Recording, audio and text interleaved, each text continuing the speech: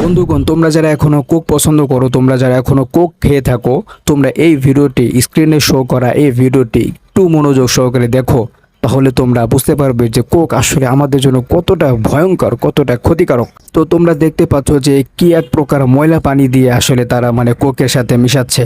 মানে ড্রেনের পানিও বলতে গেলে এর থেকে অনেকটা হয়তো ফ্রেশ থাকে, কিন্তু মানে তোমরা দেখতে পাচ্ছ যে কি মানে ড্রেনের চেয়েও খারাপ একটা মানে কালা কালা পানি দিয়ে তারা এই কোকের সাথে মিশ্রণ করতেছে।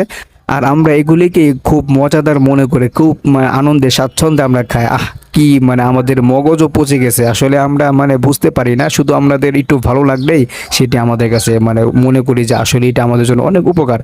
বাট এটি আসলে শরীরের জন্য কতটা ক্ষতিকারক সেটি কি আমরা কখনো মানে কল্পনা করি না, কখনো আমরা সেগুলির দিকে ভ্রুক্ষেপ করি না। তো কোক মোক এগুলি খাওয়া আমাদের জন্য কখনোই উপকার নয়, বরং সর্বদা এটি আমাদের জন্য ক্ষতিকারক।